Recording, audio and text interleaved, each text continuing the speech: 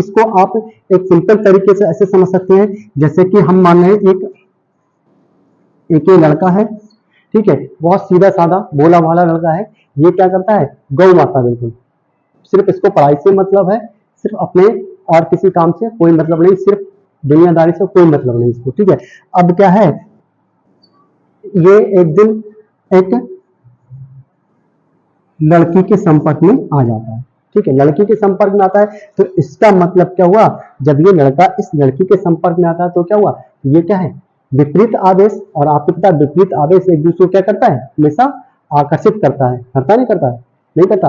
आपने कभी ट्रेन में देखा होगा, ठीक है, भीड़ होती है, अगर कोई लड़का बैठा है और कोई लड़का बैठने को वहां बोलता है कि भैया हमें यहाँ बैठा लो, तो क्या करते हैं, तो क्या करता है, नहीं बैठाता ना, उसको भगाता है, नहीं भैया यहाँ जगह नहीं है। और अगर पैर समेट कर भी ऐसे बैठा होता, समेट कर ना ऐसे करते, और कोई बैठने को कहता है ना, तो और दो पैर ऐसे फैला लेता, भैया पैर समेट लो, हम यहाँ बैठ गए, तो और फैला लेगा दूर। इसका मतलब क्या है वहां पर, सेम चार्ज है। लड़का भी क्या चीज है, पॉजिटिव, और दूसरा जो आया था सीट लेने वो भी लड़का था, और जो बैठा था वो भी लड़का था, दोनों क्या पॉजिटिव चार्ज क्या कर रहे हैं, एक दूसरे को रिप्लेस प्रतिकर्षित कर रहे थे। अब क्या है, वहीं का कोई लड़की चढ़ती है, और जैसे देखते हैं, ठीक है, वो लड़की सीट देख रही थी, तो कहने की जरूरत नहीं पड़ती है, वो अपने आप बैठा ले, अरे ठीक है इधर आ जाइए, ठीक है, अपने आप तो अपने पैर जो ऐसे फैले थे ना, उसको समेटेगा, दूसरे वाले को भी हटाएगा, भैया इधर हटो उधर हटो, ठीक है, मैं बैठा लो, ठीक है, तो यहाँ बैठा लेगा, ठीक है। क्या है वहां पर, विपरीत आवेश, लड़की क्या है, नेगेटिव, वो क्या है, पॉजिटिव, लड़का, तो इसका क्या है, विपरीत आवेश है, क्या लगेगा, आकर्षण। तो वही समझ लो यहाँ पर, जैसे लड़की के संपर्क में ये लड़का इस लड़की के संपर्क में आता है, क्या होता है यहाँ पर, आकर्षण। और आकर्षण होते ही क्या होता है, क्या हो जाती है शुरू, केमिस्ट्री शुरू हो जाती है। और केमिस्ट्री शुरू होते ही अब ये लड़का जो कैसा था, सीधा साधा था, क्या था, सीधा साधा, मतलब क्या था, ये एक साहबजादा। और ये साहबजादा किसमें चेंज आता है, इश्क ज्यादा में, किसमें बदल जाता है, इश्क ज्यादा, ये बन गया इश्क ज्यादा। तो इसका लाइफ पूरी तरह से बदली, जैसे यहाँ पर पूरी तरह से कौन बदला, कॉपर के ऑक्साइड में बदल गया, किसके संपर्क में आते ही, ऑक्सीजन के संपर्क में आते ही। ऐसे यहाँ पर ये लड़का क्या बदल गया, इसके ज्यादा में, किसके संपर्क में आते ही, इस लड़की के संपर्क में आते ही, ठीक है। तो देखिए जो बदला, जिसका जीवन बदला, ठीक है, जिसका जीवन क्या हुआ में बदला हुआ, जिसका अपना अस्तित्व बदल गया, ठीक है, तो वो लड़का क्या कहलाएगा, जैसे ये क्या कहलाएगा, ऑक्सीकृत, तो ये कहलाएगा, ये कहलाएगा आस्कीग्रस्त। अच्छा एक चीज और, ये क्रिया क्या कहलाई यहाँ पर, कॉपर ऑक्साइड में बदलने की क्रिया क्या कहलाई, ऑक्सीकरण।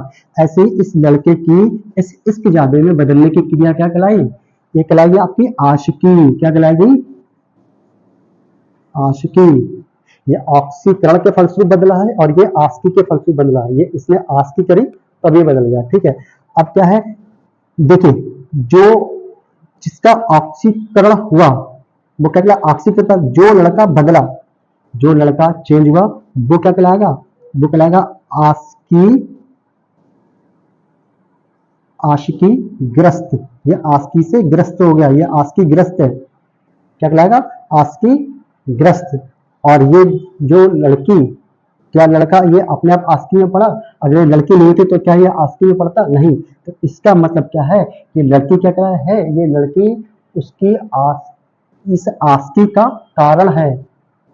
जैसे यहाँ पर ऑक्सीकरण का कारण कौन था, ऑक्सीजन थी, ऑक्सीकरण क्रिया का कारण कौन थी, ये ऑक्सीजन, तो इसको बोलो ऑक्सीकारक। ऐसे यहाँ पर इस आस्की का कारण कौन है, ये लड़की है, तो लड़की क्या कहलाएगी, ये कहलाएगी आपका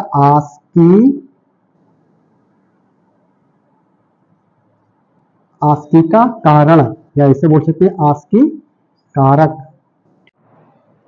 हेलो बच्चों, आपका स्वागत है हमारे channel new golden science and chemistry class में, और मैं हूं आपके साथ एमएच जॉन्टी। और आज हम एक नए टॉपिक के साथ आपके सामने प्रस्तुत हुए हैं, और हमारा आज का जो टॉपिक है वो है ऑक्सीकरण तथा अपचयन, ठीक है। ऑक्सीकरण जिसको हम उपचयन भी कहते हैं, ठीक है, तथा अपचयन, ठीक है। तो ऑक्सीकरण और अपचयन को हम डिटेल में समझेंगे, लेकिन इन सबसे पहले आप लोगों से एक रिक्वेस्ट है कि हमारे चैनल को सब्सक्राइब कीजिए और लाइक कीजिए तथा कमेंट्स करना ना भूलें, क्योंकि आपके कमेंट से हमें बहुत हेल्प मिलती है कि हम आपको अच्छी तरह से पढ़ा सके। और साथ ही आपके कोई भी ऐसा टॉपिक है जो आपको समझ में नहीं आ रहा है और आप सिंपल तरीके से उसको समझना चाहते हैं, तो उसका कमेंट्स तो जरूर करें, ठीक है। वो मैं आपको अपनी सिंपल जो है तरीके से उसको समझाने का प्रयास करूंगा। ठीक है, तो देखिए हम शुरू करते हैं ऑक्सीकरण। ठीक है, ऑक्सीकरण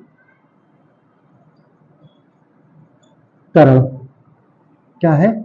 ऑक्सीकरण, या इसको क्या बोलते हैं हम? इसको हम उपचयन भी कहते हैं। ठीक है, ऑक्सीकरण है, इस ऑक्सीकरण को हम उपचयन भी कहते हैं। ठीक है, लेकिन इसको पढ़ने से पहले कुछ हम थोड़ी सी चीजें अलग से पढ़ते हैं। जैसे कि क्या चीज है, हम देखेंगे कि देखिए ऑक्सीजन होता है, इसका परमाणु क्रमांक कितना होता है? ऑक्सीजन होता है, और ये ऑक्सीजन है, और इस ऑक्सीजन का परमाणु क्रमांक कितना होता है? 8। कितना होता है परमाणु क्रमांक? 8। इसका अगर हम इलेक्ट्रॉनिक विन्यास अगर हम इसका बनाएं तो इसका इलेक्ट्रॉनिक विन्यास बनेगा 2,6। इसका मतलब यह है कि ऑक्सीजन है, इसके बाहरी कोश में 6 इलेक्ट्रॉन है, और ये क्या करता है? ये 2 इलेक्ट्रॉन को ग्रहण करके अपना अष्टक या अपने बाहरी कोश में 8 इलेक्ट्रॉन पूरे करता है। इसीलिए क्या होता है? इस पर माइनस का 2 चार्ज आता है। मतलब इसका अगला स्टेप जो क्या बनेगा? ऑक्सीजन है, ये करा, इसके पहले कोश में कितने थे? 2 इलेक्ट्रॉन थे, और दूसरे कोश में क्या 6 थे। इसने 2 इलेक्ट्रॉन को ग्रहण करा, 2 इलेक्ट्रॉन को ग्रहण करके अपना अष्टक कंप्लीट कर लिया है। क्योंकि इसने 2 इलेक्ट्रॉन को ग्रहण करके अष्टक पूरा करा है, इसलिए इस पर माइनस का 2 चार्ज आता है। इसका मतलब है कि ऑक्सीजन का माइनस का 2 चार्ज है। इसका मतलब क्या है? ऑक्सीजन का एक ऋण विद्युतीय तत्व है। इसी तरह से ऑक्सीजन की तरह के और भी कई सारे तत्व होते हैं जिन पर माइनस का चार्ज होता है। तो वो तत्व कौन कौन से होते हैं? जैसे कि आपने देखा क्लोरीन है, इसका माइनस का 1 चार्ज होता है, क्योंकि ये भी एक इलेक्ट्रॉन ग्रहण करके अष्टक पूरा करता है। तो क्लोरीन है, क्लोरीन है, इसके अलावा ब्रोमीन है, इसके अलावा आयोडीन है। ये सब जो होते हैं वो एक एक इलेक्ट्रॉन ग्रहण करके अपना अष्टक पूरा करते हैं, इसलिए इन पर सब क्या होता है? माइनस का 1 चार्ज होता है। इसी तरह से क्या है आपका ऑक्सीजन है, वो सॉरी सल्फर हो गया, क्या हो गया? सल्फर हो गया, सल्फर पर माइनस का 2 चार्ज होता है। फास्फोरस पर माइनस का 3 होता है। इसके अलावा क्या चाहिए? नाइट्रोजन है, इस पर माइनस का 3 होता है। ठीक है, तो ये सारे के सारे तत्व क्या है? ये सब ऋण विद्युतीय तत्व है। क्या चाहिए है? ऋण विद्युतीय तत्व। कैसे? ऋण विद्युतीय तत्व। क्यों? क्योंकि ये इलेक्ट्रॉन को ग्रहण करके अपना अष्टक पूरा करते हैं, किसकी तरह?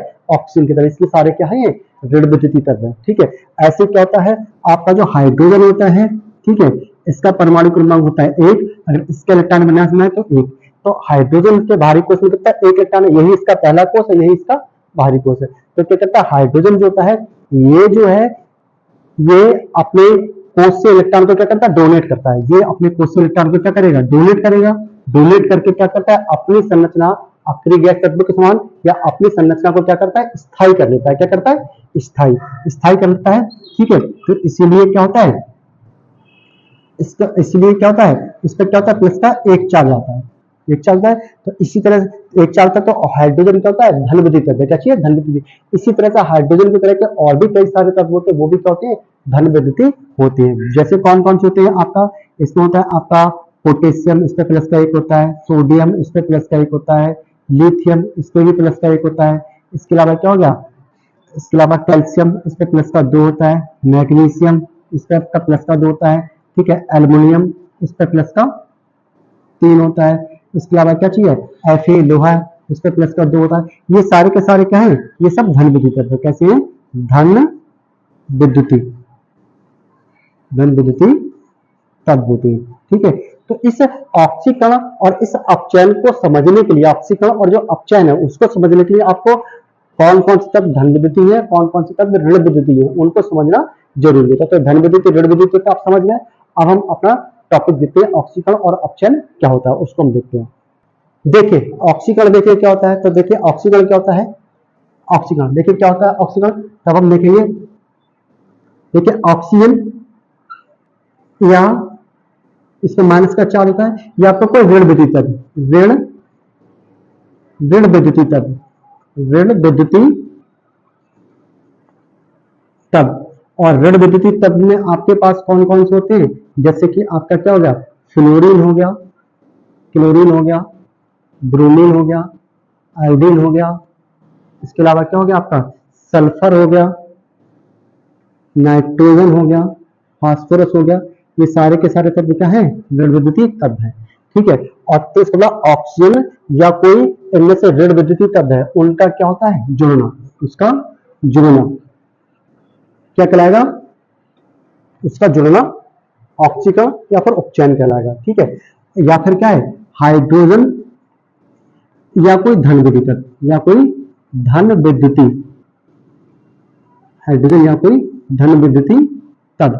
अब इसमें धन विद्युत तत्व में कौन कौन से होंगे आपको बताइए, क्या चाहिए होगा, सोडियम हो गया आपका, पोटेशियम हो गया, लिथियम हो गया, ठीक है, कैल्शियम हो गया, मैग्नीशियम हो गया, इसके अलावा क्या हो गया, आयरन हो गया, ठीक है, एल्युमिनियम हो गया। ये सारे के सारे तत्व क्या चाहिए, धन तत्व, और इन धन विद्युत तत्व का हटना, ये भी क्या कहलाता है आपका, ऑक्सीकरण या फिर उपचयन, ऑक्सीकरण या फिर उपचयन। ठीक है, तो ऑक्सीजन या इनमें से कोई भी ऋण विद्युत तत्व है उसका जुड़ना, या फिर हाइड्रोजन या फिर इनमें से कोई धन विद्युत तत्व है उसका हटना, ये क्या कहलाता है आपका, ऑक्सीकरण या फिर उपचयन।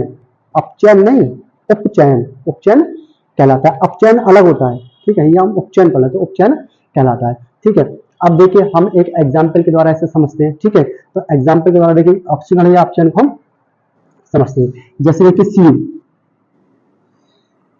कॉपर है, इस कॉपर की क्रिया किससे हुई, ऑक्सीजन के साथ हुई। अब कॉपर की क्रिया ऑक्सीजन के साथ हुई तो क्या बन गया, कॉपर का ऑक्साइड Cu ओ, क्या बन गया, CuO।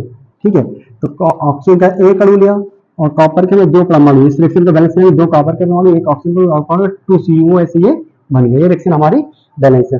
तो इस रिएक्शन में देखिए, ठीक है, यहाँ पर कॉपर के साथ क्या है, कुछ है नहीं, कॉपर बिल्कुल अकेला है। वो तो ये ऑक्सीजन तो प्लस के उधर लिखी ना, इसलिए ये देखिए कॉपर क्या बिल्कुल अकेला है, लेकिन यहाँ पर कॉपर के साथ क्या चाहिए, ऑक्सीजन। तो इसका मतलब हम देखिए यहाँ से और यहाँ हम अगर देखें, ठीक है, तो आप देखिए क्या है, यहाँ पर कॉपर अकेला है और वहां पर कॉपर के साथ ऑक्सीजन जुड़ गई, तो ऑक्सीजन का जुड़ना क्या कहलाएगा आपका, ऑक्सीकरण, ऑक्सीकरण। तो ये हो गया आपका ऑक्सीकरण। अब देखिए इस ऑक्सीकरण क्रिया में जिस पदार्थ का ऑक्सीकरण हुआ, जिस पदार्थ का ऑक्सीकरण हुआ, किसका ऑक्सीकरण हुआ, इसका, किसमें, उसमें, तो इसका ऑक्सीकरण हुआ उसमें, तो जिसका ऑक्सीकरण हुआ वो कहलाएगा आपका ऑक्सीकृत पदार्थ, ऑक्सीकृत पदार्थ बोल सकते हैं, या फिर ऑक्सीकरण का एक नाम और भी होता है, इसको क्या बोलते हैं हम, उपचयन, तो या फिर उसको बोल सकते हैं उपचयन, उपचयित पदार्थ, क्या बोलेंगे, उपचयित पदार्थ। ठीक है, तो ऑक्सीकृत पदार्थ बोल दीजिए इसको, या फिर क्या बोलेंगे उसको, उपचयित पदार्थ बोलेंगे, क्योंकि ऑक्सीकरण का एक नाम और भी होता है, इसको उपचयन बोलते हैं, तो उपचयित पदार्थ। अब आप देखिए अगर एक पदार्थ जो रिएक्शन आपकी इसका उसमें ऑक्सीकरण हुआ है, तो अगर एक पदार्थ अगर ऑक्सीकृत है तो दूसरा वाला क्या होगा, अपने आप अपचयित होगा। एक पदार्थ ऑक्सीकृत है तो दूसरा वाला क्या होगा, अपचयित अपने आप। अगर इधर वाला अपचयित है तो इधर वाला क्या होगा, ऑक्सीकृत। जैसे इधर वाला पदार्थ क्या है, ऑक्सीकृत है, तो इधर वाला क्या होगा फिर, अपचयित, अपचयित पदार्थ, अपचयित पदार्थ। ये आप ध्यान रखेंगे, अगर एक पदार्थ ऑक्सीकृत होता है तो दूसरा वाला अपने आप क्या होता है, फिर अपचयित बन जाता है। ठीक है, अच्छा ये वो अपचयित है और ये उपचयित है, ये अलग अलग है, ये अप लिखा है, ये उप लिखा है। ठीक है, तो वो अपचयित पदार्थ है। ठीक है, अच्छा देखिए अब इस पदार्थ का जो ऑक्सीकरण हुआ, अगर माना ये ऑक्सीजन यहाँ पर नहीं होती तब क्या इसका इसमें ऑक्सीकरण होता, नहीं होता। तो इसका मतलब है कि ऑक्सीकरण कराया किसने, इस ऑक्सीजन ने। जब इसने ऑक्सीकरण कराया तो ये क्या कहलाएगा, ये कहलाएगा आपका ऑक्सीकारक। क्या कहलाएगा आपका, ऑक्सीकारक। जिसने ऑक्सीकरण कराया वो ऑक्सीकारक, जिसका हुआ वो ऑक्सीकृत या फिर इसको उपचयित बोल सकते हैं, और जिसमें हुआ वो आपका अपचयित पदार्थ। ठीक है, इसको आप एक सिंपल तरीके से ऐसे समझ सकते हैं, जैसे कि हम मान लें एक ये लड़का है, ठीक है, बहुत सीधा साधा भोला भाला लड़का है। ये क्या करता है, गौ माता, बिल्कुल सिर्फ इसको पढ़ाई से मतलब है, सिर्फ अपने और किसी काम से कोई मतलब नहीं, सिर्फ दुनियादारी से कोई मतलब नहीं इसको। ठीक है, अब क्या है, ये एक दिन एक लड़की के संपर्क में आ जाता है। ठीक है, लड़की के संपर्क में आता है तो इसका मतलब क्या हुआ, जब ये लड़का इस लड़की के संपर्क में आता है तो क्या हुआ, ये क्या है, विपरीत आवेश और आपको पता है विपरीत आवेश एक दूसरे को क्या करता है, हमेशा आकर्षित करता है, करता नहीं करता है, नहीं करता। आपने कभी ट्रेन में देखा होगा, ठीक है, भीड़ होती है, अगर कोई लड़का बैठा है और कोई लड़का बैठने को वहां बोलता है कि भैया हमें यहाँ बैठा लो, तो क्या करते हैं, तो क्या करता है, नहीं बैठाता ना, उसको भगाता है, नहीं भैया यहाँ जगह नहीं है। और अगर पैर समेट कर भी ऐसे बैठा होता, समेट को ना ऐसे करता, और कोई बैठने को कहता है ना, तो और दो पैर ऐसे फैला लेता, भैया पैर समेट लो, हम यहाँ बैठ गए, तो और फैला लेगा दूर। इसका मतलब क्या है वहां पर सेम चार्ज है, लड़का भी क्या चीज है, पॉजिटिव, और दूसरा जो आया था सीट लेने वो भी लड़का था, और जो बैठा था वो भी लड़का था, दोनों क्या पॉजिटिव चार्ज क्या कर रहे हैं, एक दूसरे को रिप्लेस प्रतिकर्षित कर रहे थे। अब क्या है, वहीं का कोई लड़की चढ़ती है और जैसे देखते हैं, ठीक है, वो लड़की सीट देख रही थी, तो कहने की जरूरत नहीं पड़ती है, वो अपने आप बैठा ले, अरे ठीक है इधर आ जाइए, ठीक है, अपने आप तो अपने पैर जो ऐसे फैले थे ना, उसको समेटेगा, दूसरे वाले को भी हटाएगा, भैया इधर हटो उधर हटो, ठीक है इन्हें बैठा लो, ठीक है, तो यहाँ बैठा लेगा, ठीक है। क्या है वहां पर विपरीत आवेश, लड़की क्या है नेगेटिव, वो क्या है पॉजिटिव, लड़का, तो इसका मतलब क्या है विपरीत आवेश है, क्या लगेगा आकर्षण। तो वही समझ लो यहाँ पर, जैसे ही लड़की के संपर्क में ये लड़का इस लड़की के संपर्क में आता है, क्या होता है यहाँ पर आकर्षण, और आकर्षण होते ही क्या होता है, क्या हो जाती है शुरू, केमिस्ट्री शुरू हो जाती है, और केमिस्ट्री शुरू होते ही अब ये लड़का जो कैसा था, सीधा साधा था, क्या था, सीधा साधा, मतलब क्या था ये, एक साहबजादा, और ये साहबजादा किसमें चेंज आता है, इश्क ज्यादा में, किसमें बन जाता है, इश्क ज्यादा, ये बन गया इश्क ज्यादा।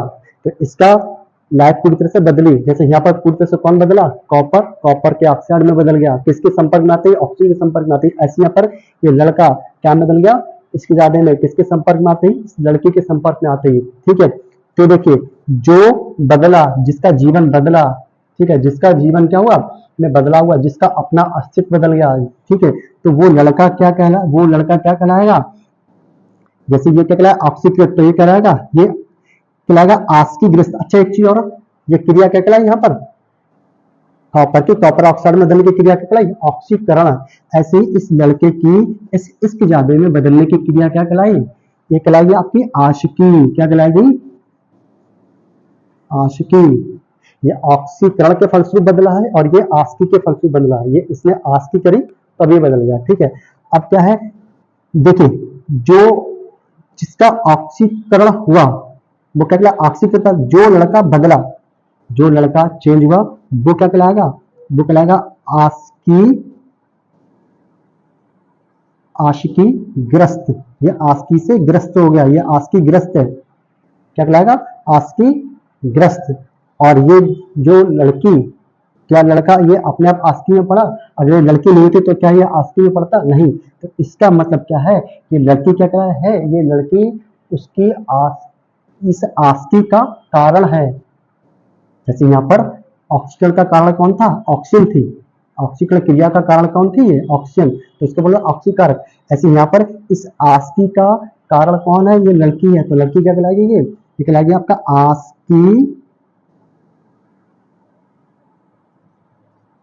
आस्की का कारण, या इसे बोल सकते हैं आस्की कारक, ठीक है। तो ये इस तरह से, ठीक है। तो जो लड़का जिसका जीवन बदला, जो आस्की में पड़ा वो क्या कहलाएगा, आस्की ग्रस्त कहलाएगा, और जिसकी वजह से पड़ा वो क्या कहलाएगा, आस्की का कारक, ठीक है, ये आस्की कारक है, ठीक है। तो इस तरह से आप ध्यान रख सकते हैं, जो जिसका ऑक्सीकरण होता है वो क्या कहलाएगा, आस्कीकृत,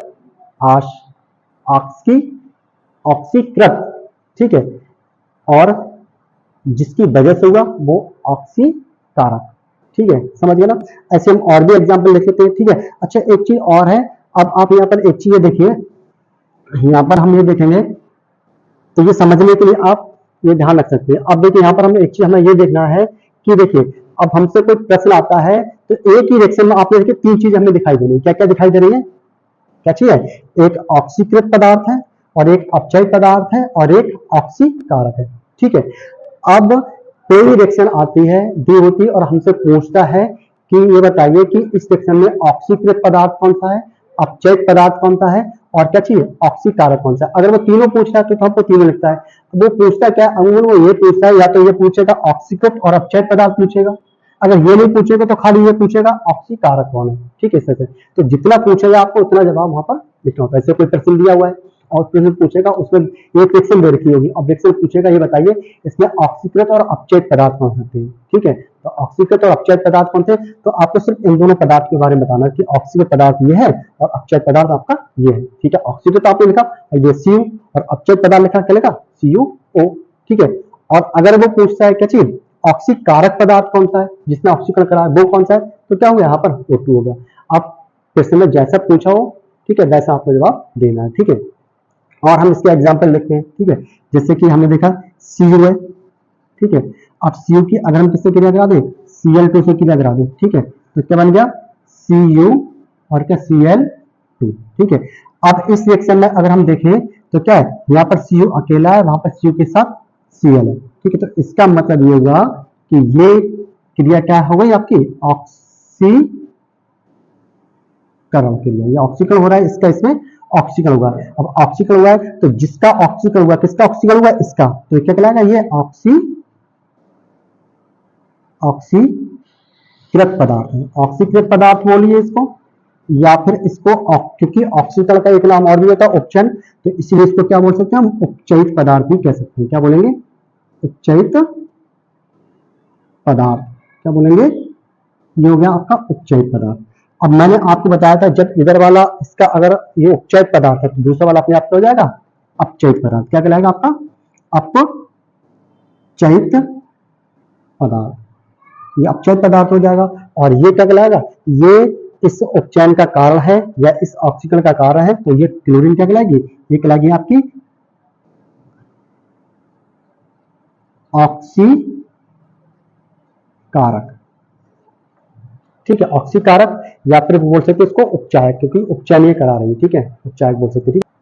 तो देखिए ये दोनों रिएक्शन आप समझ गए, ठीक है। इसमें हम देखा ऑक्सीजन का या फिर ऋण वितरक का जुड़ना, ऑक्सीजन या फिर ऋण वितरक का जुड़ना क्या कहलाता है ऑक्सीकरण कहलाता है। और ऑक्सीकरण और अपचयित पदार्थ का समझते हैं। अगला देखिए हम ऑक्सीकरण या फिर अपचयन का, ऑक्सीकरण का या फिर उपचयन का हम अगला हम वो देखते हैं एग्जाम्पल। जैसे कि आपने देखा यहाँ पर क्या है H2O है, अब इसकी क्रिया माना हमने किसकी H2S है, क्या चाहिए H2S, और इसकी क्रिया हमने माना ऑक्सीजन से करा ली, ऑक्सीजन से कराई तो क्या बन गया ये H2O में और सल्फर में बदल जाएगा, ठीक है। इसके दो ले लेंगे, यहाँ पर दो बन जाएंगे और यहाँ पर दो परमाणु बन जाएंगे, रिएक्शन बैलेंस आपकी। तो हाइड्रोजन सल्फाइड है, इसकी ऑक्सीजन गैस से क्रिया हुई, बन गया आपका हाइड्रोजन का ऑक्साइड और क्या बन गया आपका सल्फर, ठीक है। अब इस रिएक्शन में अगर हम देखें, ठीक है, तो यहाँ पर ये क्या चीज है, यहाँ पर हाइड्रोजन के साथ क्या चीज है सल्फर है, सल्फर के साथ यहाँ क्या है हाइड्रोजन, सल्फर के साथ क्या है यहाँ पर हाइड्रोजन, यहाँ पर सल्फर के साथ कुछ है कुछ नहीं है, तो यहाँ पर सल्फर के साथ हाइड्रोजन है, वहां पर सल्फर के साथ हाइड्रोजन नहीं है। और आपको पता है हाइड्रोजन का हटना क्या कहलाता है आपका, हाइड्रोजन का हटना क्या कहलाता है आपका ऑक्सीकरण, ठीक है। तो हाइड्रोजन यहाँ पर हटना, हाइड्रोजन का हटना ऑक्सीकरण, तो यहाँ पर हाइड्रोजन है वहां पर हाइड्रोजन नहीं है, तो हाइड्रोजन हटना क्या कहलाएगा ऑक्सीकरण, ठीक है। तो ऑक्सीकरण कहलाएगा। अब ऑक्सीकरण हुआ किसका, इसका, जिसका ऑक्सीकरण हुआ तो वो क्या कहलाएगा आपका, क्या कहलाएगा आपका ऑक्सीकृत पदार्थ, या फिर इसको क्या बोल सकते हैं उपचयित भी बोल सकते हैं, उपचयित। क्यों बोलेंगे उपचयन, क्योंकि ऑक्सीकरण उपचयन भी कहते हैं, क्योंकि ऑक्सीकरण को हम उपचयन भी कहते हैं इसलिए, ठीक है। तो ये आपका ऑक्सीकृत पदार्थ या फिर क्या हो जाएगा उपचयित पदार्थ। अब जे अगर ये इधर वाला ऑक्सीकृत पदार्थ है तो उधर वाला अपने आप कौन सा हो जाएगा, इसका उल्टा अपचयित, क्या हो जाएगा अपचयित पदार्थ, अपचयित पदार्थ, ये हो गया आपका अपचयित पदार्थ, ठीक है। तो ये आपका आ गया आपका ऑक्सीकरण, ठीक है। तो ये आपका ऑक्सीकरण हमारा कंप्लीट हो गया। और अगला टॉपिक हमारा कौन सा उपचयन, कौन सा है उपचयन। तो देखिए उपचयन देखिए क्या होता है, अब हम उपचयन पढ़ते हैं।